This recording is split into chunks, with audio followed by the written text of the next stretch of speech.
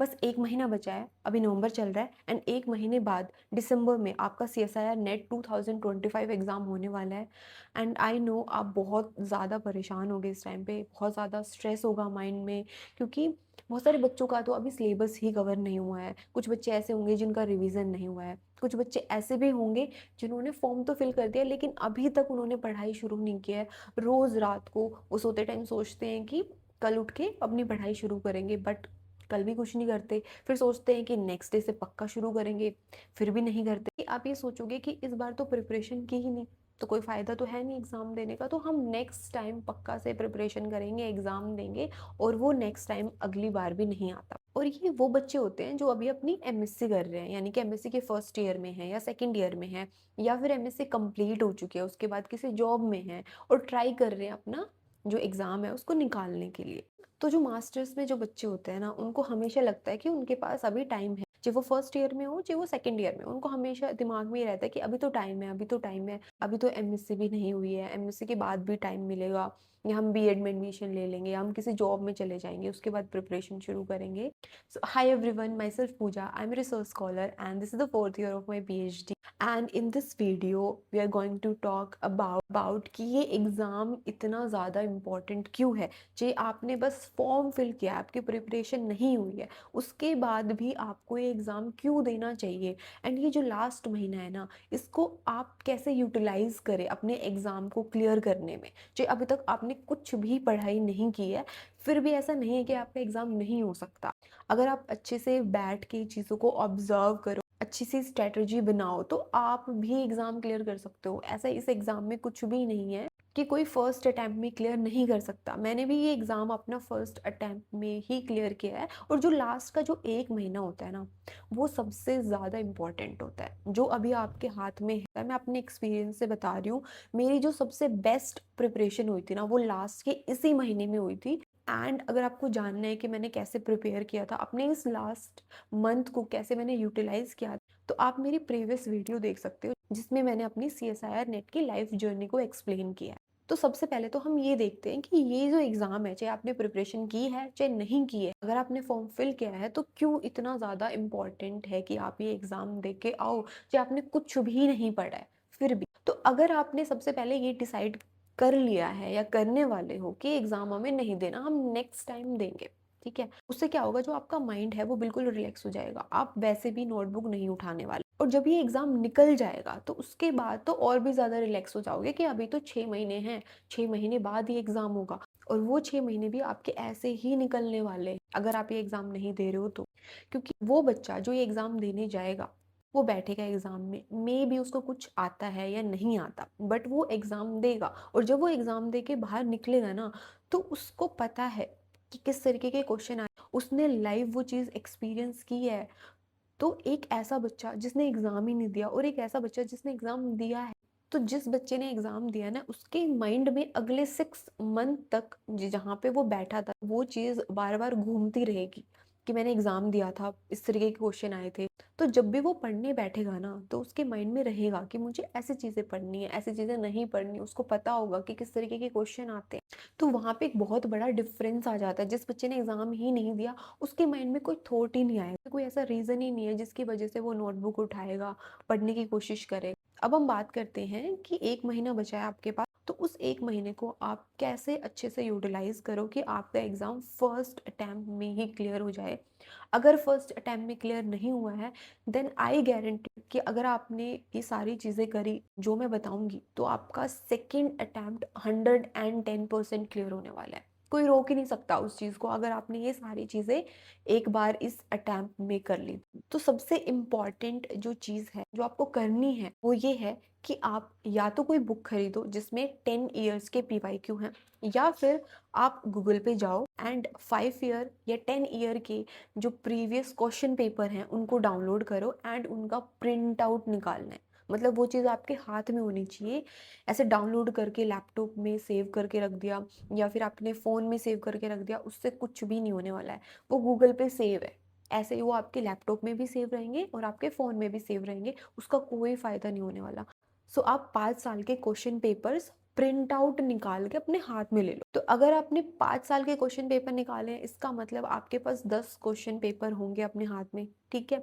अब आपको एक चीज़ करनी है, आप सारे क्वेश्चन पेपर्स में जो क्वेश्चंस है सिर्फ उनको रीड कर। आपके पास 10 क्वेश्चन पेपर है और 10 क्वेश्चन पेपर के सिर्फ आपको क्वेश्चंस रीड करने हैं, उनके ऑप्शंस नहीं देखने, ठीक है? पहली चीज़ तो उनके ऑप्शंस नहीं देखने और उनको सॉल्व करने की भी कोशिश नहीं करनी, जस्ट आपको क्वेश्चंस रीड करने हैं बस। जैसे ही आप उन 10 क्वेश्चन पेपर के क्वेश्चंस को रीड कर लोगे ना, आपको ये समझ आ जाएगा कि भाई कौन सी चीज़ सबसे ज़्यादा इम्पोर्टेंट है। मुझे पता है बहुत सारे बच्चे सोच रहे होंगे कि इसमें क्या नया है, मतलब ये तो बहुत सारे वीडियोस में बताया हुआ है, इसमें तो कुछ नया नहीं है और हम क्यों खुद से निकाल के और फिर उन क्वेश्चन पेपर को पढ़ के देखें। बहुत सारी एनालिसिस ऑलरेडी यूट्यूब पे अवेलेबल है, तो हम ये काम क्यों करें जब किसी ने हमारे लिए वो काम करके दे दिया है। यानी कि हम तो स्मार्ट वर्क करेंगे कि पहले से अगर किसी ने एनालिसिस कर लिया तो हम वो काम क्यों करें। तो आपको ये काम अपने लिए करना है, अपनी अंडरस्टैंडिंग के लिए करना है।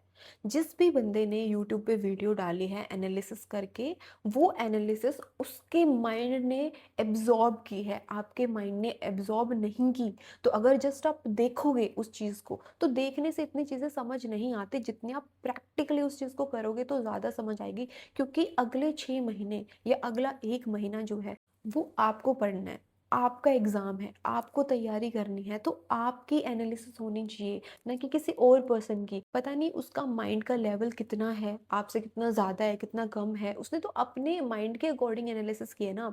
जो चीज़ें उसको याद हैं या जो पढ़ाई उसने करी है, उसके अकॉर्डिंग उसकी एनालिसिस है, ना कि आपके अकॉर्डिंग। आपकी क्या नॉलेज है, आपका क्या इंटरेस्ट है, या आप किस चीज़ को कितनी देर में समझते हो, उस चीज़ पे डिपेंड करता है कि वो एनालिसिस कैसे होने वाली है। ज़्यादातर जो एनालिसिस करते हैं वो उस चीज़ के एक्सपर्ट होते हैं, या तो किसी कोचिंग सेंटर में है, या कोई असिस्टेंट प्रोफेसर है, या तो उसने वो एग्ज़ाम क्लियर किया हुआ है तो उसकी प्रॉपर एनालिसिस है।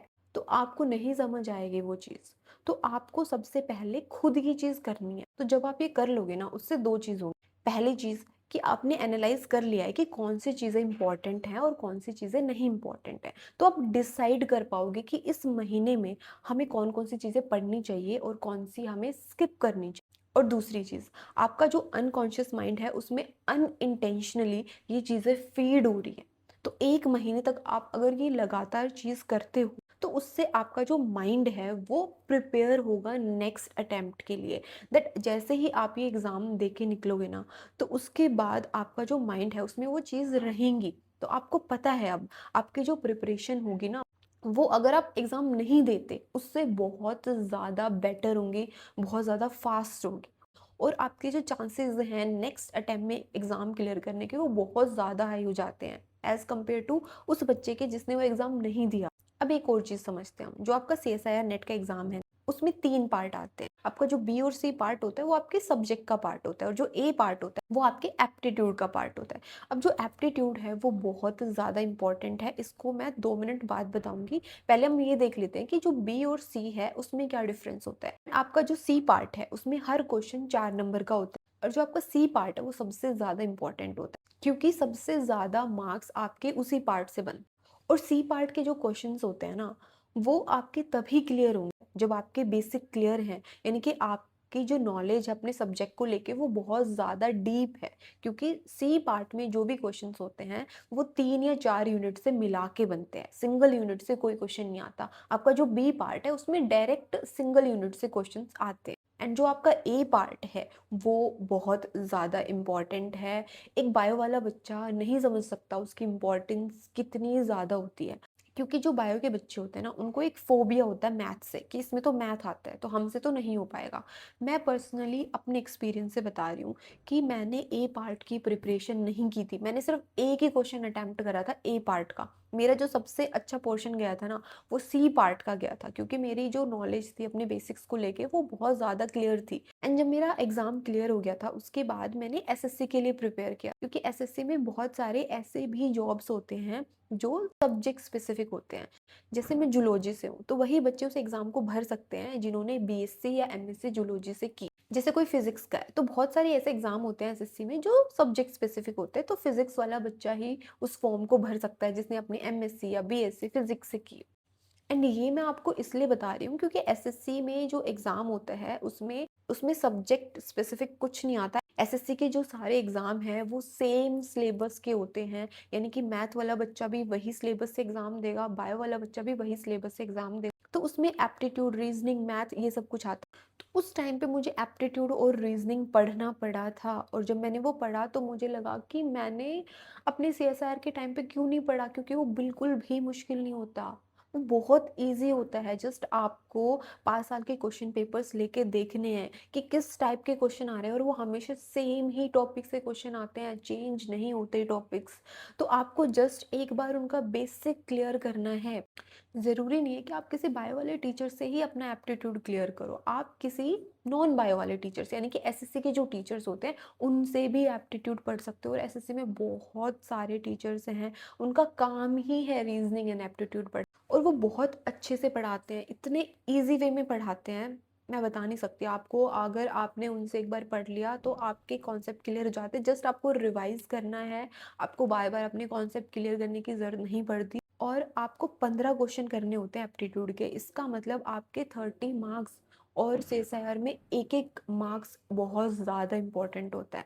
तो आप समझ सकते हो कि एप्टीट्यूड कितना ज़्यादा इम्पोर्टेंट है। एंड जिन बच्चों ने अभी तक कुछ भी पढ़ाई नहीं करी है, अगर वो ये काम कर लेते हैं, यानी कि अगर वो अपने क्वेश्चंस को एनालाइज़ कर लेते हैं, तो वो टॉपिक डिसाइड कर लेते हैं जो बहुत ईज़ी है उनके लिए पढ़ना, वो पढ़ सकते हैं 1 महीने में बहुत आराम से। और उसके साथ-साथ जो एप्टीट्यूड के 30 मार्क्स हैं ना, उनके लिए प्रिपेयर कर लेते हैं। तो हो सकता है कि आपका ये एग्ज़ाम इसी अटेम्प्ट में क्लियर हो जाए। जस्ट 5 साल के क्वेश्चन की एनालिसिस करने के बाद डिसाइड करो कि आपको ये यूनिट करनी है, तो लगभग 3 से 4 यूनिट ईज़िली हो जाएँगे अगर आप करना चाहो तो, क्योंकि ऐसा कोई बच्चा नहीं होता जिसने कुछ भी नहीं पढ़ा है। तो अगर आपको समझ जाता है कि ये टॉपिक इम्पोर्टेंट है, और वो इम्पोर्टेंट टॉपिक भी अगर आप पढ़ के चले जाते हो ना, तो बहुत हाई चांस होते हैं इनमें से क्वेश्चन आए और वो आपका एग्ज़ाम अच्छा। एंड अगर आपका एग्ज़ाम नहीं भी होता है ना, तो आपका माइंड इतना ज़्यादा प्रिपेयर्ड हो चुका है, क्योंकि आपको नॉलेज है हर चीज़ की, कि आपका जो नेक्स्ट एग्ज़ाम है वो तो 100% क्लियर हो। एंड यार आपके पास 2 ही तो ऑप्शन है, या तो एग्ज़ाम आप दो या ना दो। जब आपने पैसे दे के फॉर्म फिल किया है, तो क्या फ़र्क पड़ता है थोड़े से पैसे और लग गए और आप किसी जगह पे ट्रैवल करके एग्ज़ाम देने चले भी गए तो। क्योंकि मेरे हिसाब से तो अगर आपने फॉर्म फिल किया है, इसका मतलब आप वो एग्ज़ाम देना चाहते हो। आप आज नहीं तो कल उस एग्ज़ाम को क्लियर करना चाहते हो। अगर इस बार एग्ज़ाम नहीं दोगे, अगली बार फिर से फॉर्म भरोगे, फिर एग्ज़ाम के लिए प्रिपेयर करोगे। तो जब आपको एग्ज़ाम के लिए प्रिपेयर करना ही है, तो क्यों ना आप इसी बार एग्ज़ाम दो। थोड़ा-सा अपने माइंड को अपने अकॉर्डिंग समझाओ। जो वो कहता है उसकी सारी बातें नहीं सुननी होती। उसको समझाओ कि हमें देना है एग्ज़ाम। हमें जब अगली बार जाना ही है तो हम इस बार चले जाते हैं। अगर 1% भी वो चीज़ हेल्प कर रही है ना आपकी, तो आपको जाना चाहिए। एंड मुझे पता है कि जिस भी बच्चे ने ये वीडियो देखी है और जैसे-जैसे मैंने बताया है, अगर वो सारी चीज़ें कर रहा है, तो वो 110% ही एग्ज़ाम देने जाएगा। एंड आई विश कि उसका एग्ज़ाम फर्स्ट अटेम्प्ट में ही क्लियर हो जाए। अगर आप प्रिपेयर करते हो, तो आपका लक भी आपका साथ देगा और आपका 100% वो एग्ज़ाम क्लियर होगा। आपको बस ये सोचना है कि मुझे ये चीज़ें करनी है और मेरा एग्ज़ाम क्लियर होगा, बस। उसके अलावा कुछ भी नहीं सोचना। उसके अलावा कुछ भी नहीं सोचना कि इतना रहता है, उतना रहता है, नहीं, जितना होता है उतना करो, एग्ज़ाम दो, आपका हो जाएगा एग्ज़ाम। इतना कुछ टफ एग्ज़ाम नहीं है। मैं सोचती हूँ जो मेरा फर्स्ट अटेम्प्ट में क्लियर हो सकता है एग्ज़ाम, उतनी क्रिटिकल कंडीशंस में तो भाई सबका हो सकता है। मेरा हो सकता है ना, तो मैं सोचती हूँ सबका हो सकता है, कुछ भी ऐसा मुश्किल नहीं है। मैं कोई ऐसे पढ़ने वाली बच्ची नहीं हूँ, ना मैंने कभी बहुत ज़्यादा ऐसे पढ़ाई करी है। हाँ, लास्ट का जो 1 महीना था ना, वो मैं कभी नहीं भूल सकती अपनी लाइफ़ में, क्योंकि उस महीने में मैंने पढ़ाई के अलावा कुछ भी नहीं सोचा। मैं सिर्फ़ पढ़ती थी। सुबह उठती थी 8 बजे, रात के 1-2 बजे तक सिर्फ़ पढ़ती थी, कुछ भी नहीं देखा। अगर आप भी ऐसा करोगे ना, आपका 100% हो जाएगा, कोई बड़ी बात नहीं। So thank you so much, आपने ये वीडियो देखी, and I hope it will help you to clear this exam, and I hope it will help you to clear this exam, and all the very best from my side. बिल्कुल भी stress नहीं लेना है, बस हमें पढ़ना है। जितना हमसे हो सकता है हम उतना पढ़ेंगे, एग्ज़ाम देंगे। होगा नहीं होगा वो वैसे भी हमारे हाथ में नहीं है, वो भगवान के हाथ में है। एंड आपको बिलीव होना चाहिए, इतना ट्रस्ट होना चाहिए भगवान पे और अपनी प्रिपरेशन पे कि आपका एग्ज़ाम 100% हो। So thank you so much. So if you like this video, please like, share and subscribe to my channel. Thank you so much. Bye.